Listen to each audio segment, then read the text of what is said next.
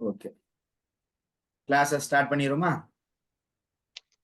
அல்ஹம்துலில்லாஹ் வஸ்ஸலாத்து வஸ்ஸலாமு அலா ரசூலில்லாஹி அம்மா பஅத். ஃபஅஊது பில்லாஹி மினஷ் ஷைத்தானிர் ரஜீம். பிஸ்மில்லாஹிர் ரஹ்மானிர் ரஹீம்.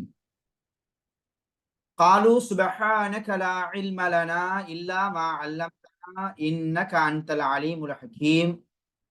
قال رب اشرح لي صدري ويسر لي أمري واحلل عقدة من لساني يفقهوا قولي ربي زدني علما. அளவற்ற அருளாளனும் நிகரற்ற அன்புடையவனுமாகிய அல்லாஹுவின் திருப்பெயர் போற்றி புகழ்ந்து ஆரம்பம் செய்கின்றேன்.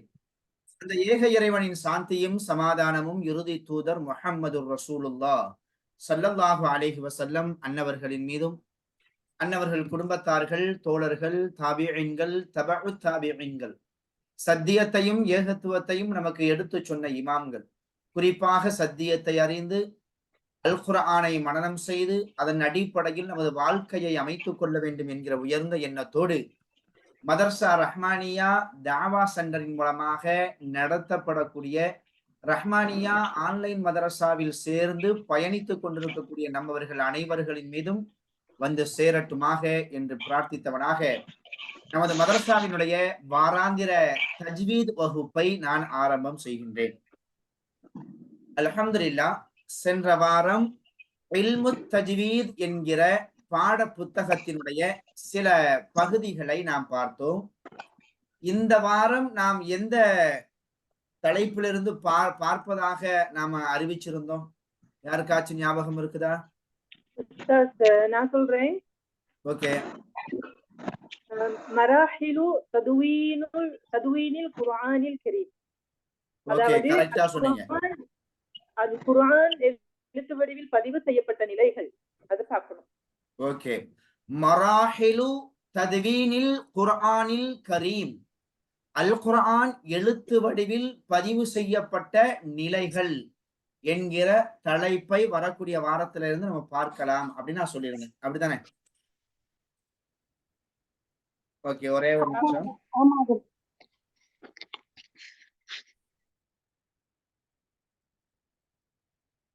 ஓகே, அப்போ சென்ற வாரம் நம்ம எதுல இருந்து நம்ம பார்த்தோம் அப்படின்னா, இதுல இருந்து நம்ம பார்க்க ஆரம்பிச்சோம். நான் மவுஸ் வச்சுக்கிறேன். இந்த இருக்கு பாருங்க, அல் குர்ஆன் இரு வழிகளில் நம் வரை வந்து சேர்ந்துள்ளது. இதுல இருந்து ஆரம்பிச்சு மராஹிலு ததுவீனுல் குர்ஆனில் கரீம் வரைக்கும் நம்ம கொண்டு வந்தோம். சரிங்களா? அப்படித்தானே? போன வாரம் எங்க இருந்து ஆரம்பிச்சோம்? அல் குர்ஆன் இரு வழிகளில் நம் வரை வந்து சேர்ந்துள்ளது. அந்த இரண்டு வழிகள் என்ன? ஒன்னு மக்தூபன், இன்னொன்னு மன்தூக்கன். மக்தூபன் மன்தூக்கன்னா என்ன அப்படின்றத நம்ம ஓரளவுக்கு நம்ம பார்த்தோம். ஓகேங்களா?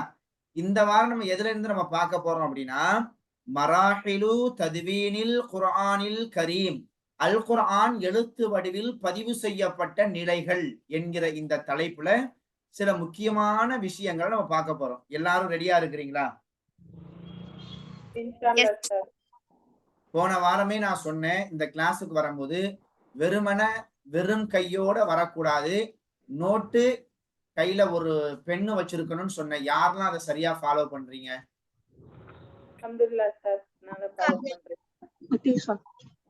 எல்லாரும் கொண்டு வந்திருக்கீங்களா? கொண்டு வராதவங்க கையில ஒரு நோட்டு பெண்ணு வச்சுக்கங்க. எப்பவுமே நான் சொல்றேன் பாருங்களேன், கையில ஒரு நோட்டு பெண்ணை எடுத்து குறிப்பு எடுத்து அதை எழுதி பழகி நீங்க ஒரு பாடத்தை படிச்சு பாருங்க. அது உங்க மனசுல ஆணி பதிஞ்ச மாதிரி இருக்கும். புரியுதுங்களா?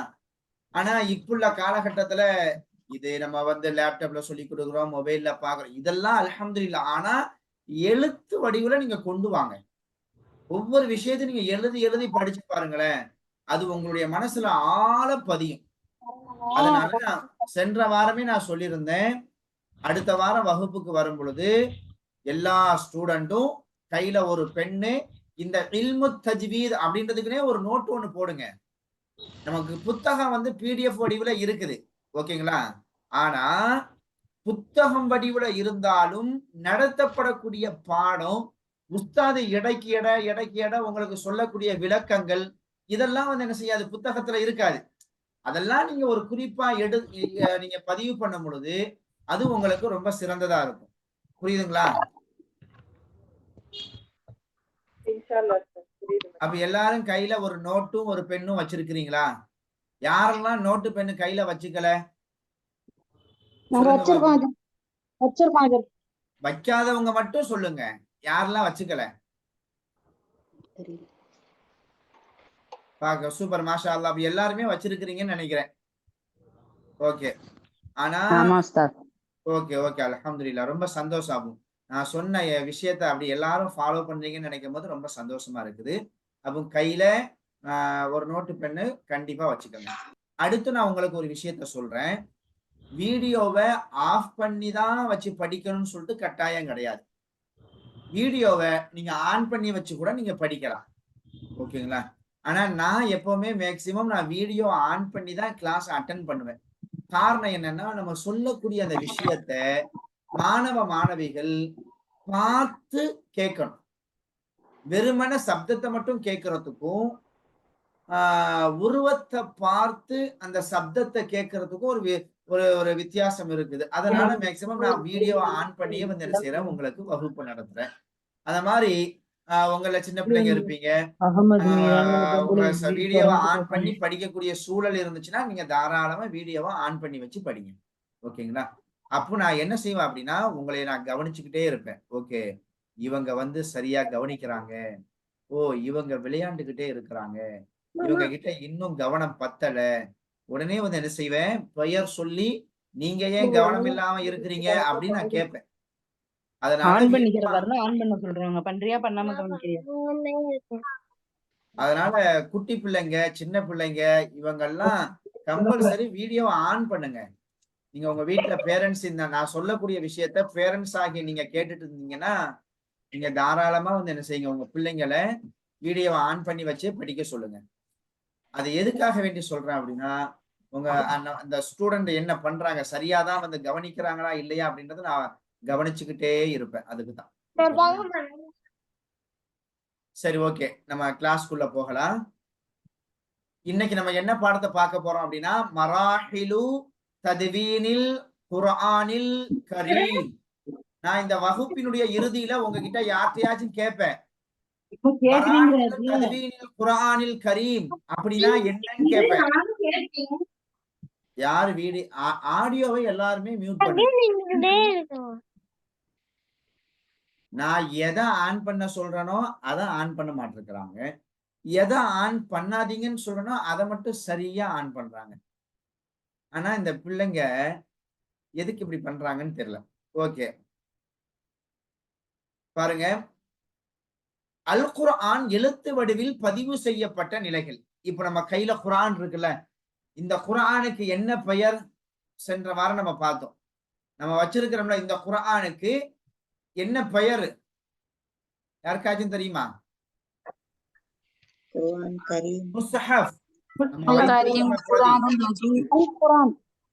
அல் குர்ஆன் தான். ஆனா இந்த அல் குர்ஆன் 2 அட்டைகளுக்கு மத்தியில் இருக்கக்கூடிய இந்த வேத முஸ்ஹப். புத்தகத்துக்கு முஸ்ஹப் முஸ்ஹப். என்று சொல்லப்படும்.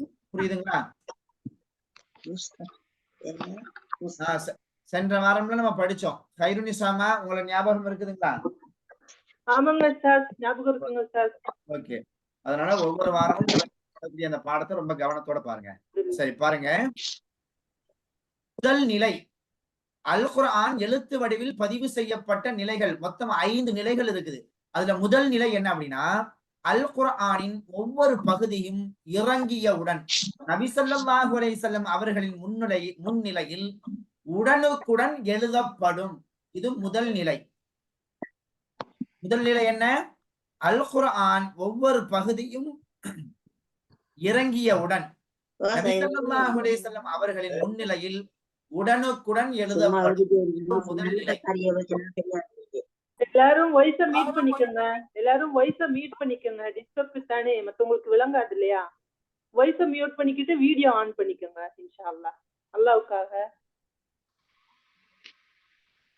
ஓகே. அப்ப முதல் நிலை வந்து இந்த குர்ஆன் அவ்வப்போது ஒரு வசனம், 2 வசனம், ஒரு அத்தியாயம் அப்படின்னு இறங்கும். ஜிப்ரீல் அலைஹிஸ்ஸலாம் ரசூல்லாட்ட வந்து அதை வந்து ஓதி காண்பிச்சு மனசுல பதிய வைப்பாங்க. ரசூல் ஸல்லல்லாஹு அலைஹி வஸல்லம் உடனே நபித்தோழர்களுக்கு சஹாபாக்களுக்கு சொல்லுவாங்க. சஹாபாக்கள் உடனே எழுதுவாங்க. இந்த விஷயம் ரசூலுல்லாவுக்கு முன்னாடி ஜிப்ரீல் அலைஹிஸ்ஸலாத்து வஸலாம் அவங்களுக்கு முன்னாடியே நடக்கும். இது முதல் நிலை. இரண்டாம் நிலை என்ன? அபூபக்கர் ரலியல்லாஹு தஆலா அன்ஹு அவர்களுடைய காலத்தில் நபி அவர்களின் காலத்தில் எழுதப்பட்டிருந்த பிரதிகளை ஒன்றிணைத்து ஒரே பிரதியில் அல் குர்ஆனை கொண்டு வந்தது. ரசூலுல்லாவுடைய காலகட்டத்துல நிறைய நபித்தோழர்கள் எழுதி வச்சிருந்தாங்க.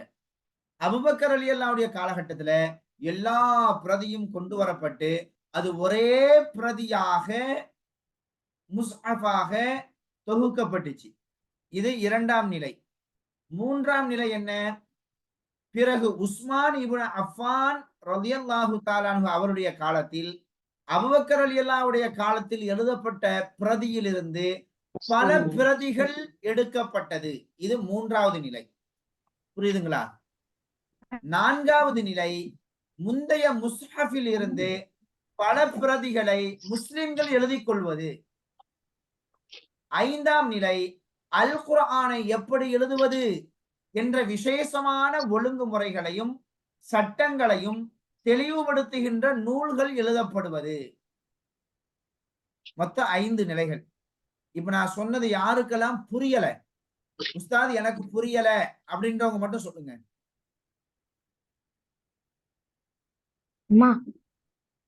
எல்லாத்துக்கும் புரியுதா? அல்ஹம்துலில்லாஹ். உஸ்தாத் எனக்கு ரெண்டாவது புரியலையே. இரண்டாவது உஸ்தாத் எனக்கு புரியலையா? புரியலையே அதாவது உஸ்தாத். உஸ்தாத் எனக்கு என்னம்மா? சரி, இரண்டாவது விஷயத்தை சாராமாக்கு இரண்டாவது புரியலன்னு சொன்னாங்க. அதாவது இரண்டாம் நிலை அபூபக்கர் ரலியல்லாஹுடைய காலத்தில் அபூபக்கர் ரலியல்லாஹுடைய காலத்தில் நபி அவர்களின் காலத்தில் எழுதப்பட்டிருந்த பிரதிகளை ஒன்றிணைத்து ஒரே பிரதியில் அல் குர்ஆனை கொண்டு வந்தது. அப்படின்னா முதல் நிலை என்ன? ரசூல் ஸல்லல்லாஹு அலைஹி வஸல்லம் அவங்களுக்கு ஜிப்ரீல் அலைஹிஸ்ஸலாம் வசனத்தை கொண்டு வந்து கொடுப்பாங்க, ஓதி காமிப்பாங்க. ரசூல் ஸல்லல்லாஹு அலைஹி வஸல்லம் அவங்க சஹாபாக்களுக்கு அந்த வசனத்தை சொல்லுவாங்க. சஹாபாக்கள்ல நிறைய பேர் எழுதி வச்சுக்கிடுவாங்க. நிறைய பேர் எழுதி வச்சு நிறைய பிரதிகள் இருந்துச்சு. இரண்டாம் நிலை அதுதான் அபூபக்கர் ரலியல்லாஹுடைய காலகட்டத்தில் ரசூலுல்லாஹ் மௌத்தாயிட்டாங்க. அபூபக்கர் ரலியல்லாஹு அவங்க ஆட்சியில இருக்கும் பொழுது என்ன செய்யறாங்கன்னா, எல்லார்கிட்டையும் தனித்தனியா இருந்துச்சுல அதையெல்லாம் கொண்டு வந்து அதுல வந்து எந்தெந்த வசனங்கள் நீக்கப்பட்டுச்சு, எந்தெந்த வசனங்கள் மன்சூகாக ஆக்கப்பட்டுச்சு அப்படின்னு சொல்லிட்டு எல்லாத்தையும் வந்து தேர்வு செஞ்சு ஒரே ஒரே வேதமாக ஒரே முஸ்ஹஃபாக கொண்டு வந்தாங்க, ஒரே குர்ஆனா. அப்ப எல்லாத்தையும் இருந்த பிரதிகள் எல்லாமே வாங்கிட்டாங்க. வாங்கி ஒரே பிரதியா கொண்டு வந்து ஒரே பிரதியை பாதுகாத்தாங்க. இதுதான் இரண்டாவது நிலை. புரிஞ்சுதுங்களா? புரிஞ்சுது உஸ்தாத். மூன்றாவது நிலை என்ன? உஸ்மான் ரலியல்லாஹுடைய காலத்தில் அபூபக்கர் ரலியல்லாஹுடைய காலகட்டத்துல எழுதப்பட்ட ஒரே ஒரு பிரதி இருந்துச்சுல்ல, அதுல இருந்து பல பிரதிகள் அரசாங்கமே எடுத்துச்சு. அரசாங்கமே என்ன செய்துச்சுன்னா, அந்த அபூபக்கர் ரலியல்லாஹு ஒரு பிரதி வச்சிருந்தாங்கல்ல, அதுல இருந்து அரசாங்கம் பல பிரதிகளை வந்து என்ன செஞ்சாங்க, எடுத்து மக்களுக்கு கொடுக்க ஆரம்பிச்சாங்க. புரியுதுங்களா? அடுத்து நான்காவது நிலை எப்படின்னு பாத்தீங்கன்னா, நிறைய பிரதிகள் எடுத்தாங்கல்ல, அந்த பிரதிகள்ல இருந்து பல பிரதிகளை வந்து முஸ்லிம்கள் எழுதி கொண்டாங்க. ஏன் தான் எதுக்காக வேண்டிதான் வாய்ஸ் அன்மியூட் பண்றாங்கன்னு எனக்கு ஒன்னும் புரியல. தேவைப்படும் போது மட்டும் வாய்ஸ் அன்மியூட் பண்ணிக்கங்க. சரி, அப்ப நான்காவது நிலை பாருங்க. நான்காவது நிலை வந்து இதுதான். முந்தைய முஸ்ஹஃபில் இருந்து பல பிரதிகளை முஸ்லிம்கள் எழுதி கொள்வது. இது நான்காவது நிலை. இப்போ நான் யாரையாச்சும் ஒருத்தவங்க கிட்ட நான் கேட்கட்டா, ஏன்னா இப்ப நான் நடத்துறது உங்களுக்கு புரிஞ்சுதா புரியலையா, நான் சொன்னது உங்களுக்கு புரிஞ்சுதா புரியலான்னு சொல்லிட்டு எனக்கு ரொம்ப டவுட்டாவே இருக்குது. ஃபாத்திமா, பஸ்மியா, அஸ்ஸலாமு அலைக்கும் ஹஸ்ரத். நான் இப்ப உங்களுக்கு நடத்துனது புரிஞ்சுதா? புரிஞ்சுச்சு ஹஜ்ரத். சொல்லுங்க பாப்போம். மராஹிலு தத்வீனில் குர்ஆனில் கரீம். அல் குர்ஆன் எழுத்து வடிவில் பதிவு செய்யப்பட்ட நிலைகள் மொத்தம் எத்தனை? 5 நிலைகள். முதல் நிலை என்ன? முதல் நிலை வந்து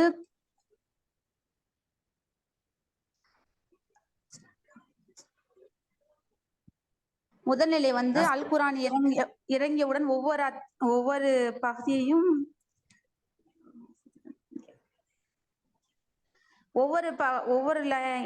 ஒவ்வொரு ஆயம் இறங்கின உடனே நபி ஸல்லல்லாஹு அலைஹி வஸல்லம் அவர்கள் முன்னாடி வந்து உடனுக்குடனே எழுதப்படுகிறது. இரண்டாவது நிலை வந்து அபூபக்கர். அத கூடுதல் நம்ம எப்படி புரிஞ்சுக்கணும், எப்படி சொல்லணும்னா, ரசூலுல்லாஹ்வுக்கு முன்னாடியே சஹாபாக்கள் எழுதுவாங்க. எழுதிட்டு ரசூலுல்லாஹ்ட்ட ஜிப்ரீல் அலைஹிஸ்ஸலாம் காமிப்பாங்க. இப்படி அது சரிதான் அப்படின்னு ஜிப்ரீல் அலைஹிஸ்ஸலாம் ஒப்புதல் கொடுப்பாங்க. இது முதல் நிலை. சரிங்களா? ஓகே ஹஜ்ரத். ஓகே. இரண்டாவது நிலை? இரண்டாவது நிலை வந்து அபூபக்கர் ரலியல்லாஹு அவர்களுடைய காலத்துல வந்து நபி காலத்துல எழுதப்பட்ட இந்த பிரதிநிதிகளை ஒன்று சேர்த்து அது மூலியமா அல் குர்ஆனை கொண்டு வந்தாங்க. ஓகே. இதுல நான் கூடுதலா இன்னொன்னு சொல்லிக்கிறேன். அதாவது ரசூலுல்லாஹ்வுடைய காலகட்டத்துல ரசூலுல்லாஹ் சொல்லுவாங்கல்ல, அதை வந்து நிறைய நபித்தோழர்கள் தனித்தனியா எழுதி வச்சுக்கிட்டாங்க. தனித்தனியா எழுதி வைக்கும் போது என்ன பிரச்சனை ஏற்பட்டுச்சுன்னா, இந்த குர்ஆன்ல உங்களுக்கு தெரியாத இன்னொரு முக்கியமான ஒரு விஷயம், நிறைய வசனங்களை வந்து அல்லாஹ் இந்த வசனம் வேண்டாம் அப்படின்னு சொல்லிட்டு அல்லாஹ்வே வந்து என்ன செஞ்சிருக்கிறான், அந்த வசனத்தை எடுத்துட்டான். அல்லாஹ் நிறைய வசனங்கள் வந்து மாற்றவும் பட்டிருக்குது. ஆனா நிறைய நபித்தோழர்களுக்கு வந்து அது தெரியாதனால அதையும் அந்த அவங்க எழுதி வச்சிருந்ததுல அது ஒரு வசனமாகவே வச்சிருந்தாங்க. அவங்களுக்கு தெரியல இந்த வசனத்தை வந்து அல்லாஹ் மாத்திட்டான், அல்லாஹ் எடுத்துட்டான் அப்படின்றது தெரியல. அவங்களுடைய பிரதியில அது இருந்துச்சு. இதெல்லாம் தான் ரசூலுல்லாஹ்வுடைய மறைவுக்கு பிறகு அபூபக்கர் ரலியல்லாஹு ஆட்சி வரும் பொழுது இந்த மாதிரி செய்திகள்லாம் சொல்லப்படுது. அபூபக்கர் அவங்களே இப்ப வந்து குர்ஆன் வந்து நிறைய பேர் வந்து என்ன செய்யறாங்கன்னா, அந்த மன்சூகான ஆயத், அதாவது வேண்டான்னு சொல்லிட்டு அல்லாஹ் எடுத்தான்ல, அந்த மாதிரி வசனங்கள் கூட குர்ஆன்ல இருக்குதுன்னு நினைச்சு படிச்சுக்கிட்டே இருக்கிறாங்க. இப்ப நம்ம என்ன செய்யணும்னா, எல்லார்கிட்டையும் இருக்கக்கூடிய அந்த பிரதிகளை எல்லாம் வாங்கி ரசூலுல்லாஹ் எதையெல்லாம் அல் குர்ஆன் சொல்லிட்டு ஒப்புதல் கொடுத்தாங்களோ அதை மட்டும் பிரதியாக நம்ம வந்து என்ன செய்யணும், ஏற்படுத்தணும் அப்படின்னு சொன்னதுக்காக வேண்டி அபூபக்கர் ரலியல்லாஹுடைய ஆட்சி காலத்துல யார்கிட்ட எல்லாம் எழுதி எழுதி ஏடுகளாக வச்சிருக்கிறீங்களோ எல்லா ஏட்டையும் கொண்டு வாங்க அப்படின்னு கொண்டு வந்து அதுல எது எதெல்லாம் சரியா இருக்குதோ அதை எல்லாத்தையும் சரி பார்த்து ஒரே வேதமாக ஒரே முஸ்ஹஃபா, இப்ப நம்ம கிட்ட ஒரு குர்ஆன் இருக்குல்ல, இதுல இருக்கக்கூடிய எல்லா ஆயத்துகளும் அந்த அடிப்படை அபூபக்கர் ரலியல்லாஹு சேர்த்தாங்கல்ல, அதான். புரியுதுங்களா? அப்ப அபூபக்கர் ரலியல்லாஹுடைய காலகட்டத்துல எல்லாத்தையும் இருந்த பிரதிகளை எல்லாம் ஒன்று சேர்த்து அதை ஒரே பிரதியாக ஆக்கினாங்க. இது இரண்டாவது நிலை. மூன்றாவது நிலை என்ன? பிறகு உஸ்மான் இப்னு அஃபான் சொல்லுங்க. உஸ்மான் ரலியல்லாஹு சொல்லிக்கங்க. உஸ்மான் ரலியல்லாஹுடைய காலத்துல உஸ்மான் அலி அவங்களுடைய காலத்துல வந்து அபூபக்கர் ரலியல்லாஹு அவர்கள் காலத்துடைய எழுதப்பட்ட பிரதிகளை பல பிரதிகள் எடுக்கப்பட்டது. ஏன் எடுக்கப்பட்டுச்சு? அப்பதான் குர்ஆனை வந்து திரட்ட முடியும். அதனால ஏற்கனவே திரட்டி வச்சுட்டாங்களே, எல்லாத்தையும் திரட்டி ஒன்னா வச்சுட்டாங்க. ஏன் உஸ்மான் ரலியல்லாஹுடைய காலகட்டத்துல நிறைய பிரதிகள் ஏன் எடுத்தாங்க? அப்பதான் பின்னாடி வரவங்களுக்கு எல்லாம் பயன்படும் அப்படிங்கிறதுக்காக.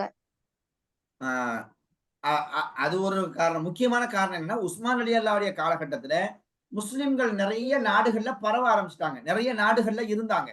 நிறைய முஸ்லிம்கள் நிறைய ஊர்கள்ல இருந்தாங்க. புதிதா இஸ்லாத்தை ஏத்துக்கிட்டவங்க எல்லாம் இருந்தாங்க. அப்ப அவங்களுக்கு எல்லாம் குர்ஆன் போய் சேரணும் அப்படின்னா நிறைய பிரதிகள் எடுத்தா தானே கொண்டு போய் கொடுக்க முடியும். ஆமா ஹஜ்ரத். அதுதான் உஸ்மான் ரலியல்லாஹுடைய காலகட்டத்துல முஸ்லிம்களுடைய எண்ணிக்கை ரொம்ப கணிசமா ரொம்ப பெருசா இருந்துச்சு. அப்ப எல்லாத்தையுமே குர்ஆன் போய் சேரணும்னா ஒரே ஒரு பிரதி இருந்தா போதுமா? ஹாஃபில்கள் நிறைய பேர் இருந்தாங்க. ஹாஃபில்கள் நிறைய பேர் இருந்தாங்க. இருந்தாலும் கூட அதை எல்லாத்துக்கும் ஒரு குர்ஆன் போய் சேர்ந்தா தானே சரியா இருக்கும். கண்டிப்பா. இப்போ உதாரணத்துக்கு பாருங்க, இப்போ பெரியவங்க நீங்க நிறைய பேர் இருக்கிறீங்க. உங்கள யாருக்காச்சும் இந்த அனுபவம் இருக்குதான்னு சொல்லுங்க. நான் சின்ன பிள்ளையா இருக்கும் போது குர்ஆன் வாங்குறதுக்கு வசதி இல்லை. நீங்க நம்புவீங்களா? குர்ஆன் வாங்குறதுக்கு வசதி கிடையாது. என் போல இன்னும் நிறைய மாணவர்கள் இருந்தாங்க. குர்ஆன் வாங்குறதுக்கு வசதி இல்ல. அப்படின்னா ரொம்ப கஷ்ட காலம். பலகை. அந்த பலகையில எங்க உஸ்தாத் வந்து என்ன செய்வாங்கன்னா, நான் மக்தப் படிக்கும்போது, அந்த பலகையில இந்த சூரத்துல் இக்லாஸ், சூரத்துல் ஃபலக், சூரத்துன் நாஸ் இப்படியே 30வது ஜுஸு வரைக்கும் வந்து என்ன செஞ்சாங்க, ஒவ்வொரு நாளைக்கும் எழுதி எழுதி தருவாங்க. எழுதி தந்தத வீட்ல கொண்டு போயிட்டு மனப்பாடம் பண்ணிட்டு, மறுநாள் வந்து அவங்கள்ட்ட வந்து ஒப்படைச்சுட்டு, அதுக்கப்புறம் ஒரு ராமா கட்டி மாரி இருக்கும். அந்த ராமா கட்டிய வச்சு மறுபடியும் அழிச்சிடணும். அழிச்சு அதுல சேர்த்து வச்சா ஒயிட்டா இருக்கும். உஸ்தாத் அதுல வந்து ஒரு மைய வச்சு எழுதி தருவாங்க. நான் வந்து என்னுடைய காலகட்டத்துல அந்த மாரி படிச்சிருக்கிறேன். நீங்க யாராச்சும் அந்த மாரி படிச்சிருக்கிறீங்களா? இல்ல ஹஜரத். இல்ல உஸ்தாத், இல்ல உஸ்தாத். நாங்க இந்த அப்படி மாரி ஒரு பழக்கம் இருந்திருக்கு அப்படின்றாச்சும் உங்களுக்கு தெரியுமா? இல்ல இல்ல உஸ்தாத், தெரியாது உஸ்தாத். தெரியாது. நீங்க பார்த்ததே இல்ல. இல்ல இல்ல. இல்ல உஸ்தாத். அல்ஹம்துலில்லாஹ். ஆனா நான் வந்து அந்த மாரி எங்க ஊர்கள்ல நிறைய மதரசாக்கள் உண்டு. நிறைய ஹாஃபிதுகள் உண்டு. அப்ப எங்க ஊர்ல அந்த மாரி ஒரு வழக்கம் இருந்துச்சு. அதுக்கப்புறம் அல்ஹம்துலில்லாஹ் அல்லாஹ்வுடைய கிருபையில ஒரு குர்ஆன் வந்து ஒருத்தவங்க வந்து என்ன செஞ்சாங்கன்னா, ஒரு அன்பளிப்பா குடுத்தாங்க. அந்த குர்ஆன பார்க்கும்போது அவ்வளவு சந்தோஷமா இருந்துச்சு. இந்த குர்ஆன பார்க்கும்போது அவ்வளவு சந்தோஷமா இருந்துச்சு. அப்ப குர்ஆன எழுதி எழுதி படிக்கிறதுக்கும், அந்த முஸ்ஹஃபா பார்க்கிறதுக்கும் ரொம்ப வித்தியாசமா இருந்துச்சு. அப்போ பிரதிகள் நிறைய எடுக்கப்பட்டு எடுக்கப்பட்டு எடுக்கப்பட்டு மக்களுக்கு குடுத்தாதான் அந்த குர்ஆன் போய் சென்றடையும். அப்படித்தானே? அப்ப உஸ்மான் ரலியல்லாஹுடைய காலகட்டத்துல இது ரொம்ப முக்கியமான ஒரு பணியா இருந்துச்சு. முஸ்லிம்கள் ரொம்ப பல்கி பெருகிட்டாங்க. எல்லாத்துக்கும் குர்ஆன் போய் சேரணும் அப்படின்றதுக்காக வேண்டி அபூபக்கர் ரலியல்லாஹுடைய காலகட்டத்துல ஒரே ஒரு பிரதி இருந்துச்சுல்ல, அந்த ஒரே ஒரு பிரதியில இருந்து அரசாங்கமே நிறைய பிரதி எடுத்தாங்க. அரசாங்கமே நிறைய பிரதி எடுத்து முஸ்லிம்கள் எங்கெல்லாம் இருக்கிறாங்களோ எல்லா இடத்துக்கும் கொண்டு போய் கொடுத்தாங்க. இது 3வது நிலை. 4வது நிலை என்ன? முந்தைய முஸ்ஹாப்களில் இருந்து பல பிரதிநிதிகளை முஸ்லிம்கள் எழுதி கொள்வது. 3வது நிலைக்கும் 4வது நிலைக்கும் என்ன வித்தியாசம்? அவங்க காலத்துல எல்லா இடத்துக்கும் அந்த பிரதிகளை வந்து அமுச்சு எழுத வச்சாங்க. அந்த குர்ஆன் கிடைச்சிச்சு, அதனால அது மூலியமா எழுதிக்கிட்டாங்களா? தெரியாது. இல்ல. 3வது நிலைக்கும் 4வது நிலைக்கும் உண்டான வித்தியாசம் என்ன? யாருக்காச்சும் புரியுதா? தெரியுதா? 3வது நிலை கவர்மெண்டே கொடுத்தது, 4வது நிலை அவங்க எனக்கு புரியுதுங்க சார். கரெக்டா சொன்னீங்க. யார் சொன்னீங்க? மைமுனா இப்ராஹிம் உஸ்தாத். மைமுனா கரெக்டா சொன்னீங்க. அதாவது 3வது நிலை வந்து அரசாங்கமே கொடுத்துச்சு. 4வது நிலை வந்து முஸ்லிம்களே ஐயோ குர்ஆனுடைய பிரதிகள் பற்றாம இருக்குது, இதை இன்னும் நிறைய மக்கள் கொடுக்கணும்னு சொல்லிட்டு முஸ்லிம்களே எழுத ஆரம்பிச்சாங்க. புரியுதுங்களா? அப்போ 5வது நிலையை பாருங்க. அல் குர்ஆனை எப்படி எழுதுவது என்ற விசேஷமான ஒழுங்குமுறைகளையும் சட்டங்களையும் தெளிவுபடுத்துகின்ற நூல்கள் எழுதப்படுவது. ஏன் 5வது நிலை அப்படி ஆச்சு அப்படின்னா, உஸ்மான் ரலியல்லாஹுடைய காலகட்டத்துல அரபு அல்லாத மற்ற மொழி பேசக்கூடிய மக்கள்லையும் நிறைய மக்கள் குர்ஆனை ஓத ஆரம்பிச்சாங்க. முஸ்லிம்களா ஆனாங்க. குர்ஆனை மனப்பாடம் பண்ண ஆரம்பிச்சாங்க. அரபிகளுக்கு அரபி எழுத தெரியும். அரபி அல்லாதவங்க அரபி எழுதுறது சாதாரணமான ஒரு விஷயம் கிடையாது. ஏன் தெரியுமா? இப்ப நம்ம வந்து இந்த முறைகள்லாம் ஏற்படுத்தப்பட்டிருக்குல்ல, அதுக்கு பின்னாடிதான் நம்ம அரபி கத்துருக்கிறோம். உண்மையான அரபு மொழியை யாராச்சும் பார்த்திருக்கிறீங்களா?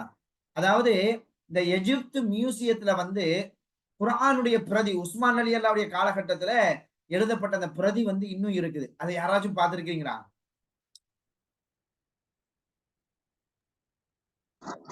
இல்ல உஸ்தாத், இல்ல நீங்க அந்த உஸ்தாத். குர்ஆன் அந்த வசனங்கள் அந்த எழுத்தை பாத்தீங்கன்னா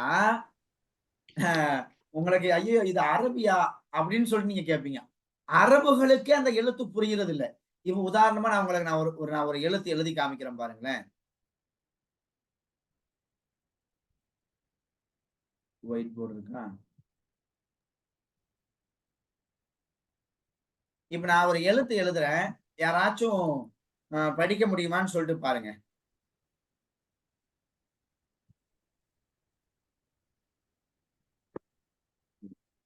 உங்களுக்கு ஃப்ரெண்ட்ஸ் இருக்குதா?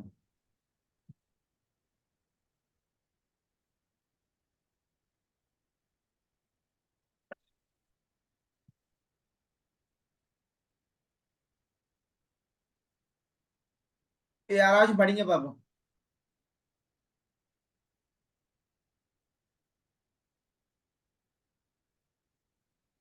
யாருக்காச்சும் புரியுதா?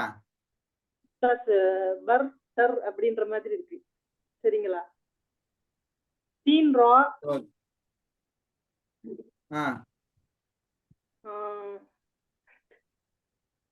இது பா அண்ட் ரா மாதிரி இருக்கு. தெரியல. ஓகே. இப்ப பாருங்க. இப்ப வந்து இப்ப படிச்சு பாருங்க. இப்ப இதை என்னன்னு படிப்பீங்க? தது. தது இப்போ பீர் இப்ப எப்படி? பீர். தத்பீர் அப்படின்னு படிக்கிறீங்களா? ததுபீர். தத்பீர். இப்ப அந்த 5வது முறை இருக்கு பாருங்க. அல் குர்ஆனை எழுதக்கூடிய முறைகளை ஏற்படுத்திய புத்தகங்கள் ஏற்படுத்துறாங்கல்ல. இதான் இதுக்கு முன்னாடி ஆரம்ப கால யாரோ கீச்சுக்கிட்டே இருக்கிறீங்களா? யார் அது? வேற யாரும் இதை செய்யாதீங்க. சரிங்களா? ஹாலித் சேட்டை பண்ணாம இருங்க. பாருங்க, அதாவது ஆரம்ப காலகட்டத்துல நான் ஃபர்ஸ்ட் உங்களுக்கு எழுதி காமிச்சேன் பாத்தீங்களா? இதே மாதிரிதான் எழுத்து வடிவம் இருந்துச்சு. தானா 2 நுக்தா மேல இருக்காது, பானா ஒரு நுக்தா இருக்காது, கீழே யாவுக்கு 2 நுக்தா கீழே இருக்கும், அது இருக்காது. இப்படிதான் அரபு எழுத்துகள் இருந்துச்சு. அப்போ அரபு அல்லாதவர்கள் இந்த அரபு மொழியை படிக்கணும், இந்த அரபு மொழியை பேசணும், இந்த அரபு மொழியை வந்து எழுத்து வடிவில் அவங்க புரியணும் அப்படின்றதுக்காக வேண்டி அரபு மொழிகளை எழுதுறதுக்குண்டான ஒரு விசேஷமான முறைகள், அந்த முறைகளை மக்களுக்கு கொண்டு போய் சேர்க்கக்கூடிய புத்தகங்கள் இதெல்லாம் எழுதப்பட்டுச்சு. புரியுதுங்களா?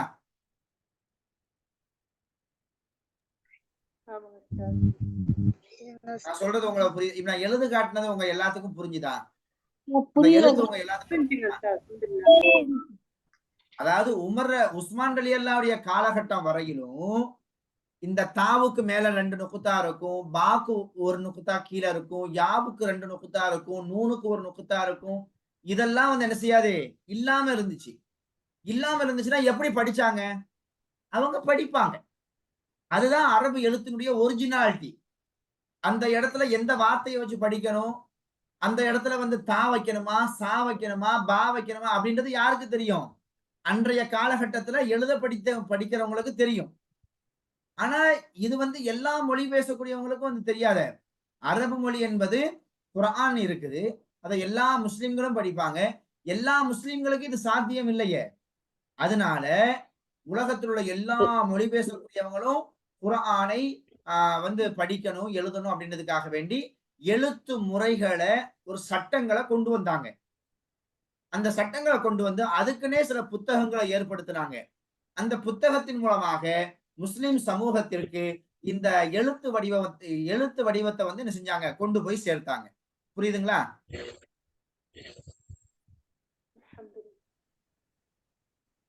புரியுது உஸ்தாத். ஷான் முகமது ஜி, ஷான் முகமது இருக்கிறீங்களா? ஜி அஸ்ஸலாமு அலைக்கும். இருக்கேன். உங்களுக்கு புரியுதா நான் சொன்னது? நான் புரியுது ஜி.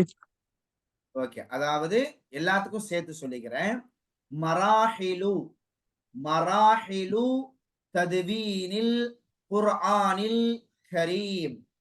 அல் குர்ஆன் எழுத்து வடிவில் பதிவு செய்யப்பட்ட நிலைகள் மொத்தம் எத்தனை? மொத்தம் 5.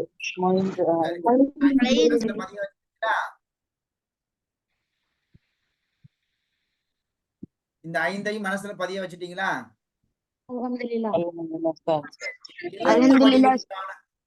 சரி, இப்ப எழுத்து வடிவில் உண்டான விஷயங்கள் முடிஞ்சிருச்சு. இப்ப நம்ம அடுத்து என்ன பார்க்க போறோம்னா, மராஹிலுன் நக்லி சௌத்தி. அல் குர்ஆன் ஒலியாக, வாய் வழியாக அறிவிக்கப்பட்ட நிலைகள் அப்படின்றத பார்க்க போறோம். எல்லாரும் ரெடியா இருக்கிறீங்களா? இப்ப எந்த சப்ஜெக்ட் முடிச்சிருக்கிறோம்? இப்ப என்ன சப்ஜெக்ட் முடிச்சிருக்கிறோம்?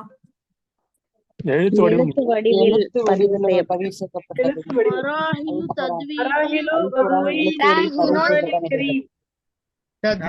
அந்த வாசகத்தை அப்படி சொல்லி பழகுங்க. அந்த வாசகத்தை அப்படியே சொல்லி பழகணும். மராஹிலு தத்வீனில் குர்ஆனில் கரீம். அல் குர்ஆன் எழுத்து வடிவில் பதிவு செய்யப்பட்ட நிலைகள் 5. அந்த 5 நிலைகளையும் நம்முடைய உள்ளத்துல பதிய வச்சுக்கணும். இப்ப நம்ம அடுத்து என்ன பார்க்க போறோம்? ஏற்கனவே வந்து மேல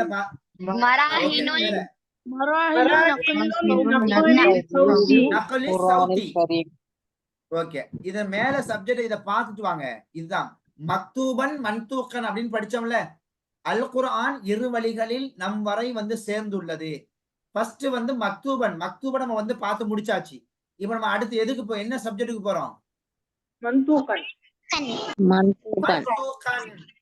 வாய் வழியாக ரசூலுல்லாஹ்ட்ட இருந்து நம்ம வரைக்கும் எப்படி வந்து சேர்ந்துச்சு அப்படின்றத பார்க்க போறோம். மக்தூபன் எழுத்து வடிவும் முடிஞ்சிருச்சு. இப்ப அடுத்து வாய் வழியாக எப்படி நம்ம கிட்ட வரை வந்து சேர்ந்திருக்குது அப்படின்றத பார்க்க போறோம். ஓகேவா? பாருங்க, அல் குர்ஆன் ஒளியாக வாய் வழியாக அறிவிக்கப்பட்ட நிலைகள். முதல் நிலை, ஜிப்ரீல் அலைஹிஸ்ஸலாத்து வஸ்ஸலாம் அவர்கள் நபி ஸல்லல்லாஹு அலைஹி வஸல்லம் அவருடைய உள்ளத்தில் மகத்தான குர்ஆனை இறக்கினார்கள். முதல் நிலை என்ன? ஜிப்ரீல் அலைஹிஸ்ஸலாம் அவர்கள் நபி ஸல்லல்லாஹு அலைஹி வஸல்லம் அவர்களுடைய உள்ளத்தில் மகத்தான குர்ஆனை இறக்கினார்கள். ஓகே, ரசூலுல்லாஹ்வுடைய ஆசிரியர் யாரு? ஜிப்ரீல் அலைஹிஸ்ஸலாத்து வஸ்ஸலாம் அவர்கள். கரெக்டா சொன்னீங்க. இப்போ அல்லாஹ் நினைச்சிருந்தா ஜிப்ரீலே இல்லாம அந்த குர்ஆனுடைய ஒவ்வொரு வாசகத்தையும் ஒவ்வொரு எழுத்தையும் ரசூலுல்லாஹ்வுடைய உள்ளத்துல பதிய வைக்க முடியுமா முடியாதா? முடியும். அல்லாஹ் ஏன் அதை செய்யாம நபிக்கு ஒரு ஆசிரியரை ஏற்படுத்தி அந்த ஆசிரியரிடம் இருந்துதான் நீங்க குர்ஆனை கத்துக்கணும், கல்வியை கத்துக்கணும்னு சொல்லி ஏன் சொல்றான்?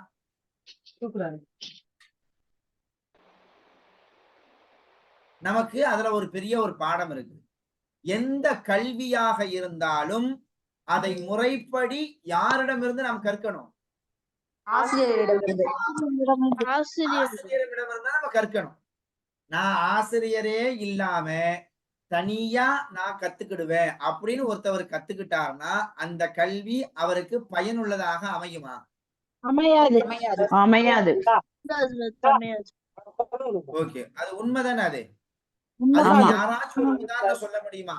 ஆசிரியரே இல்லாம கல்வியை கற்றுக்கொண்டால் எந்த நிலை ஏற்படும் அப்படின்றதுக்கு உங்களை யாராச்சும் ஒரு உதாரணம் சொல்ல முடியுமா?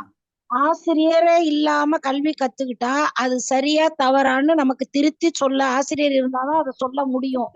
இல்லைன்னா நமக்கு சொல்ல தெரியாது. நம்ம பேசாம படிச்சுக்கிட்டே போவோம். அதனால ஏற்படக்கூடிய விளைவுகள் என்ன? விளைவுகள் தவறாக தப்பு தப்பா படிப்போம். அதுல வந்து நன்மை தீமையாக மாறக்கூடிய வாய்ப்பு இருக்கு. நன்மையான தீமையாக மாறக்கூடிய வாய்ப்பு இருக்கு. ஓகே, அதே போல நம்ம எந்த கல்வியை கற்றாலும் ஆசிரியர்களிடமிருந்து கற்க வேண்டும். அந்த ஆசிரியர் குர்ஆன் சுன்னாவிற்கு உட்பட்டவராக இருக்க வேண்டும். சரிங்களா? அப்படி இல்லை அப்படின்னா நிறைய குழப்பங்கள் வரும், நிறைய சந்தேகங்கள் வரும். அந்த குழப்பங்களும் சந்தேகங்களுமே நம்மளைய எங்க கொண்டு போய் சேர்த்துரும்? வழிகேட்டுல கொண்டு போய் சேர்த்துரும். இப்போ உதாரணத்துக்கு பாருங்க, இப்போ அவங்க வந்திருக்கிறாங்களா அப்படின்றத நான் பாத்துக்கிறேன். ஓகே, அந்த அந்த அந்த ஸ்டூடெண்ட்டும் நம்ம கிளாஸ்ல தான் இருக்கிறாங்க. அதனால இதை நம்ம தைரியமா வந்து நான் சொல்லலாம், அவங்க தவறா நினைக்க மாட்டாங்க. ஒரு சகோதரி வந்து என்ன செஞ்சிருக்கிறாங்க, இப்ப நம்ம இந்த கிளாஸ்ல இருக்கிறாங்க, 2 ஜுஸு மனப்பாடம் பண்ணியிருக்கிறாங்க. எத்தனை ஜுஸு? 2 ஜுஸு. ஆசிரியரே இல்லாம மனப்பாடம் பண்ணியிருக்கிறாங்க. ஆனா இப்ப அவங்க பாத்தீங்கன்னா பேசிக் குர்ஆன்ல இருந்து படிக்கிறாங்க. என்ன குர்ஆன்ல இருந்து படிக்கிறாங்க? பேசிக் குர்ஆன்ல இருந்து படிக்கிறாங்க.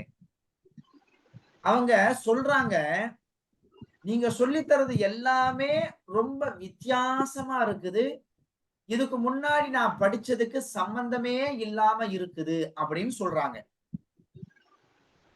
அவங்க சொல்லக்கூடிய இந்த விஷயத்துல தவறு அவங்க பக்கம் இருக்குதா அல்லது சொல்லி கொடுக்கக்கூடிய சரியாக சொல்லி கொடுக்கக்கூடிய உஸ்தாதின் பக்கம் இருக்குதா? நீங்க எதுன்னு நீங்க நினைக்கிறீங்க? அவங்க பக்கம் தான் தவறு இருக்கு. அவங்களே சொல்றாங்க, இது நாள் வரைக்கும் நான் ஓதுனது சரிதான் அப்படின்னு நான் நினைச்சிட்டு இருந்தேன். ஆனா என்னால சூரத்துல் இஹ்லாஸ கூட நான் சரியான முறையில மனப்பாடம் பண்ணலையே அப்படின்னு நினைக்கும் போது ரொம்ப வருத்தமா இருக்குது. அல்ஹம்து சூராவை கூட என்னால நான் சரியா ஓத தெரியாம அதை மனப்பாடம் பண்ணியிருக்கிறேனே அப்படின்னு நினைக்கும் போது ரொம்ப ரொம்ப வருத்தமா இருக்குதுன்றாங்க.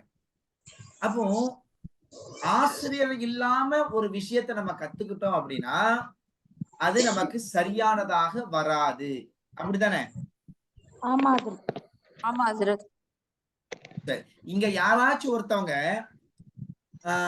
இன்ஜினியர் இருக்கிறீங்களா? வீடு கட்டக்கூடிய இன்ஜினியர் யாராச்சும் இருக்கிறீங்களா?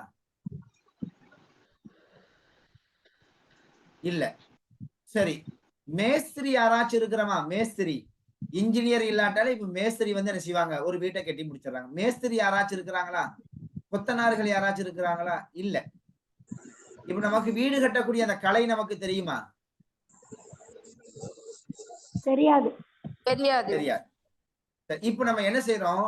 இன்ஜினியர் இல்லாம, மேஸ்திரி இல்லாம, கொத்தனார் இல்லாம நம்மளே ஒரு வீட்டை கட்டிடுவோம் அப்படின்னு ஒரு வீட்டை கட்டுறோம்.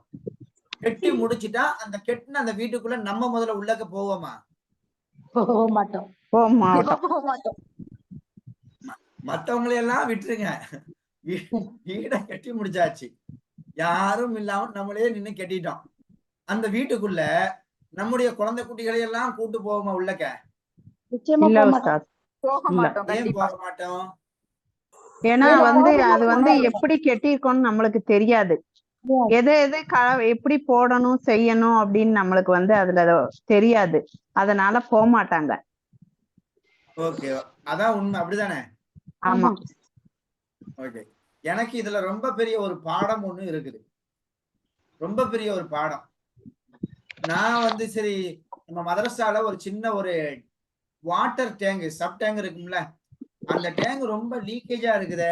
நானும் மேஸ்திரியை கூட்டு பார்த்தோம், வரவே இல்லை. சார் நம்மளே இருந்து செஞ்சிருவோம் அப்படின்னு செஞ்சு பார்த்தா தண்ணி லீக்கேஜ் ஆகிக்கிட்டே இருக்குது.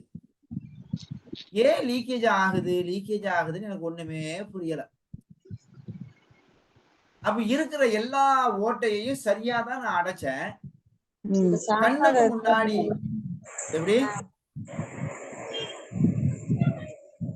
கண்ணுக்கு முன்னாடி ஒரு பெரிய ஒரு குழாய் ஒண்ணு இருக்குது. அது வழியாகத்தான் தண்ணி உறிஞ்சுக்கிட்டே இருக்குது. எனக்கு அதை அடைக்கணும் அப்படின்ற ஒரு சிந்தனையே இல்லை. அதுக்கப்புறம் ஒரு மேஸ்திரியை கூப்பிட்டு கேட்டா, நீங்க எல்லாத்தையும் சரி பண்ணுனீங்க, இந்த ஓட்டையை நீங்க அடைக்கவே இல்லையே, இது வழியாகத்தான் தண்ணியை உறிஞ்சிட்டு போகுது அப்படின்னாங்க.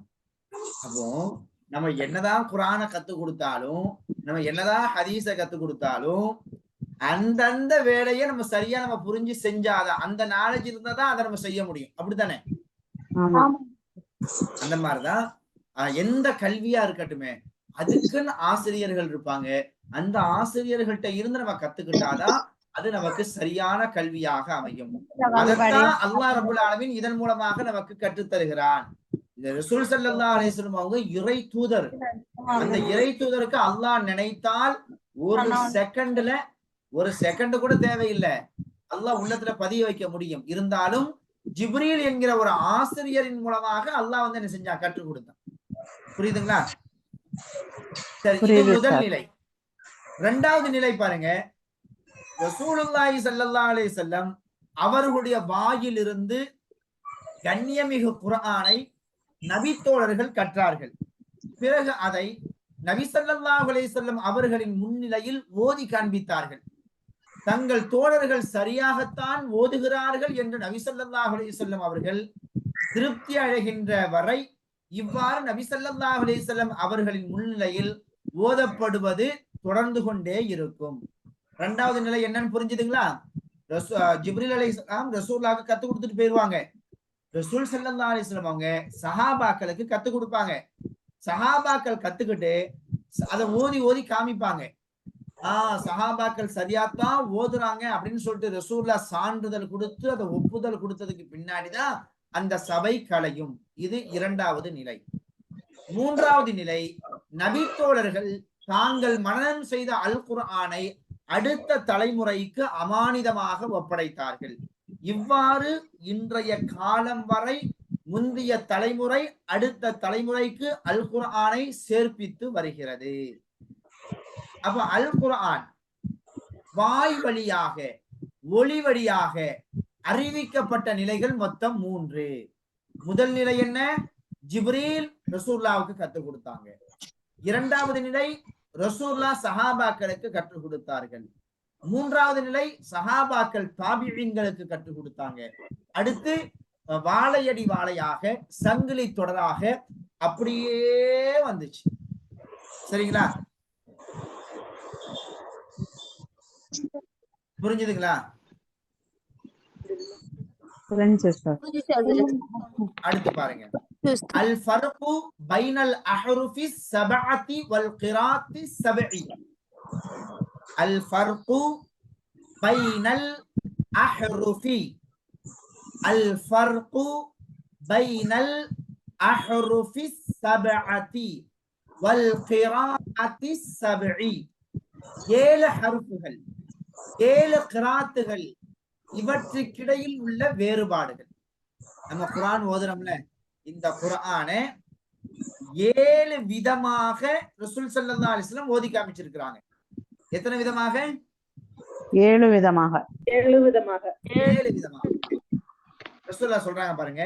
இன்னல் குர்ஆன உன்சில அலா சபஅத்தி அஹ்ருஃபின் ஃபக்ரவு மின்ஹு மா தயஸ்ஸர். ரசூலுல்லாஹி ஸல்லல்லாஹு அலைஹி வஸல்லம் அவர்கள் சொன்னார்கள், நிச்சயமாக இந்த குர்ஆன் 7 ஹர்ஃபுகள் உச்சரிக்கும் முறைகள் மீது, 7 உச்சரிக்கும் முறைகள் மீது இறக்கப்பட்டது. ஆகவே உங்களுக்கு இலகுவானதை ஓதுங்கள். லைஸ மின்ஹா இல்லா ஷாஃபின் காஃபின். அவற்றில் அந்த 7 விதமான உச்சரிக்கும் முறைகளில் நிவாரணம் தரக்கூடியதும் போதுமானதும் தவிர வேற எதுவும் இல்லை. புரிஞ்சுதுங்களா? அல் குர்ஆன் வந்து சபஅ கிராத்துன்னு சொல்லுவாங்க. யாராச்சும் கேள்விப்பட்டிருக்கீங்களா? 7 விதமாக ஓதக்கூடிய முறைகள் கேள்விப்பட்டிருக்கீங்களா? இல்ல உஸ்தாத். இப்பதான் தெரியும். நீங்க போன தடவை சொன்னீங்க. ஓகே, அதுக்கு பின்னாடி சின்ன சின்ன உதாரணங்கள்லாம் இருக்கும். எல்லா இடத்துலயும் அந்த மாதிரி நம்ம ஓதிட முடியாது. ரசூல் ஸல்லல்லாஹு அலைஹி வஸல்லம் அப்படி ஓதி காமிச்சிருக்கிறாங்க. எந்தெந்த இடங்கள்ல அப்படி ஓதணும், அதாவது எதுக்காக வேண்டி அப்படின்னா, அரபு பேசக்கூடிய மக்கள் எல்லாரும் ஒரே விதமா அரபு பேசக்கூடியவங்களா இல்லை. ஒவ்வொரு வித்தியாசமா பேசுவாங்க. சில அரபுகள் பேசக்கூடிய அந்த உச்சரிக்கக்கூடிய முறைகள் இன்னொரு அரபிக்கு வராது. அதனால ரசூல் ஸல்லல்லாஹு அலைஹி வஸல்லம் அவங்களுக்கு சில இடங்கள்ல, குர்ஆன்ல சில இடங்கள்ல இதை 7 விதமா படிக்கலாம், அந்த 7 விதமால எப்படி படிச்சாலும் அதுல குற்றம் ஆகாது அப்படின்னு சொல்லிட்டு ஜிப்ரீல் அலைஹிஸ்ஸலாம் ரசூலுல்லாஹ்வுக்கு கற்றுக் கொடுத்தாங்க. அப்ப அந்த 7 முறைகள்ல எந்த முறைகள்ல வேணாலும் நம்ம ஓதிக்கலாம். அந்த 7 முறைகள் என்ன, அது எப்படி எப்படி படிக்கணும் அப்படின்றது ஒரு சின்ன ஒரு விளக்கம். உதாரணத்துக்கு பாருங்களேன். அதாவது அல் குர்ஆனை அது இறக்கப்பட்ட எந்த ஒரு உச்சரிக்கும் முறையில் ஓதினாலும் அதனுடைய ஒவ்வொரு வசனங்களும் நமக்கு நிவாரணம் தரக்கூடியதும் இம்மை மறுமை காரியங்களுக்கு போதுமானதும் பாதுகாக்கக்கூடியதும் ஆகும்.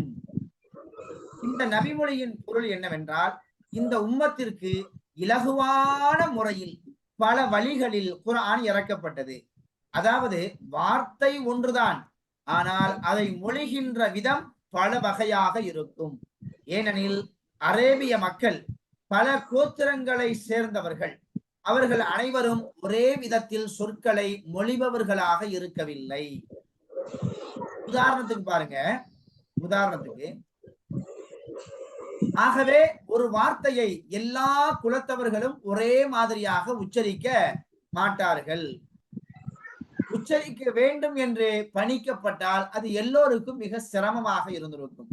ஆகவேதான் நபி ஸல்லல்லாஹு அலைஹி வஸல்லம் அவர்கள் ஒவ்வொரு குலத்தவருக்கும் அவரவருடைய வட்டார மொழி வழக்கில் மார்க்கத்தை கற்பிப்பவர்களாக இருந்தார்கள். உதாரணமாக யுமினூன் என்பதை சிலர் யுமினூன் என்றும், மற்றும் சிலர் ஹம்சாவை இலகுவாக்கி அதை வாவாக மாற்றி யுமினூன் என்றும் ஓதுவார்கள். புரியுதுங்களா? அடுத்து பாருங்க, அலைஹிம் என்பதை சிலர் அலைஹிம் என்றும் வேறு சிலர் அலைஹும் என்றும் ஓதுவார்கள். இந்த வகையான ஓதுதல்களை, மொழிதல்களை நபி ஸல்லல்லாஹு அலைஹி வஸல்லம் அவர்களிடமிருந்து நபித்தோழர்கள் அறிவித்தார்கள், பிறகு தாபிஈன்கள் அவற்றை அறிவித்தார்கள், பிறகு தபஉ தாபிஈன்கள் அவற்றை மக்களுக்கு அறிவித்தார்கள். இவ்வாறுதான் அல் குர்ஆன் இந்த அறிஞர்களின் மூலமாக அல்லாஹ் பரப்பினான். இவன் குர்ஆன்ல அகரம், இகரம், உகரம் இந்த மூணும் உண்டு, அப்படிதானே? யகரம் இருக்குதா? யகரம்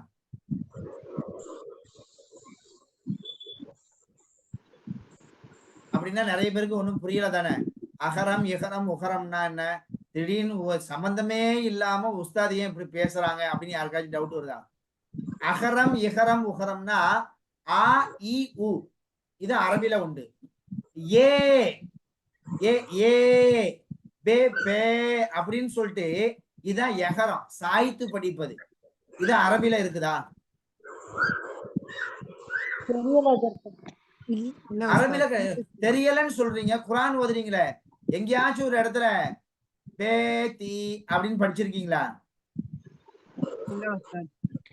பே கே தே உருதுல படிப்பாங்க. அலிஃப் பே தே சே ஜீம் ஹே உருதுல உண்டு. அரபுல இந்த மாதிரி சாய்த்து படிக்கக்கூடிய யகரம் இருக்குதா? இல்ல. ஆனா குர்ஆன்ல ஒரு இடத்துல பிஸ்மில்லாஹி மஜ்ரேஹா மஜ்ரேஹா அப்படின்னு ஒரு இடம் இருக்குது. மஜ்ராஹான்னு தான் படிக்கணும் அங்க, ஆனா மஜ்ரேஹா அப்படின்னு நம்ம படிச்சுட்டு இருக்கிறோம். ஏன்? அந்த இடத்துல ரசூலுல்லாஹ் அப்படி படிச்சு காமிச்சிருக்கிறாங்க. மஜ்ராஹா இல்ல, மஜ்ரேஹா. குர்ஆன்ல இப்படி சாய்த்து படிக்கக்கூடிய வழக்கம் கிடையாது. இருந்தாலும் ஒரு இடத்துல அப்படி இருக்குது. பிஸ்மில்லாஹி மஜ்ரேஹா வ முர்சாஹா. நிறைய காரிகள் இந்த இடத்துல ரெண்டையுமே சாட்சி படிப்பாங்க. பிஸ்மில்லாஹி மஜ்ரேஹா வ முர்சேஹா அப்படின்னு படிப்பாங்க. சரிங்களா? அப்ப எழுத்து வடிவில 7 வகையான எழுத்து வடிவில இந்த குர்ஆன் வட்டார சொல்லுக்கு தகுந்த மாதிரி ரசூல் ஸல்லல்லாஹு அலைஹி வஸல்லம் கற்பிச்சு கொடுத்திருக்கிறாங்க. இதெல்லாம் எழுத்து வடிவின் வழியாக நமக்கு பாதுகாக்கப்பட்டு வந்தது. புரிஞ்சுதுங்களா? எனக்கு தெரிஞ்சு இந்த வாரம் நடத்தின பாடத்துல நிறைய மக்களுக்கு புரியாத விஷயங்கள் இருக்குமோ அப்படின்னு நான் நினைக்கிறேன். சரிதானே?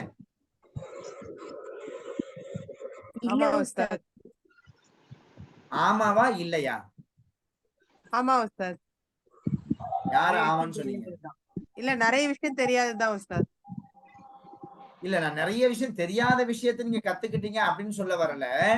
நான் நடத்துனது உங்க நிறைய பேருக்கு புரியல தானே அப்படின்னு கேக்குறேன். ஆமா உஸ்தாத், ஓரளவுக்கு புரிஞ்சது, சிலது புரியல. புரியலன்னா ஏன் திருப்பி கேட்கல?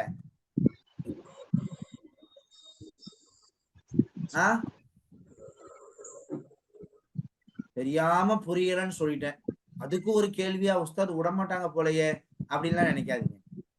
ஒரு வரி, ஒரே ஒரு வரினாலும் நான் நடத்துனது உங்களுக்கு புரியல அப்படின்னா, உஸ்தாத் இந்த வரி எங்களுக்கு புரியல சொல்லித்தாங்கன்னு கேளுங்க. நான் தவறாகவே நினைக்க மாட்டேன். நீங்க அந்த மாதிரி கேட்கும் போதுதான் எனக்கு ரொம்ப ஆர்வமா இருக்கும். நம்ம சரியா நடத்தாட்டாலும் கூட பிள்ளைங்க ரொம்ப ஆர்வத்தோட கேட்கிறாங்களே அப்படின்னு நான் ரொம்ப சந்தோஷப்படுவேன். புரியுதுங்களா?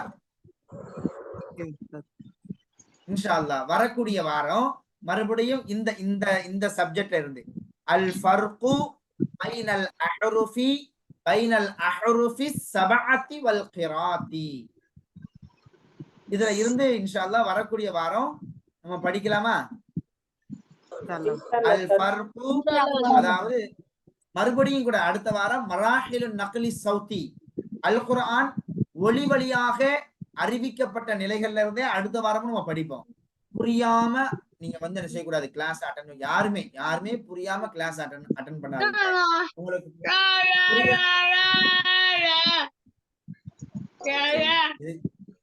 இதுக்கு மேலேயும் நான் பாடம் நடத்தினா என்னைய வந்து கடிச்சிருவாங்க போல தெரியுது. ரொம்ப பிள்ளைங்க ரொம்ப டென்ஷன் ஆயிட்டாங்க.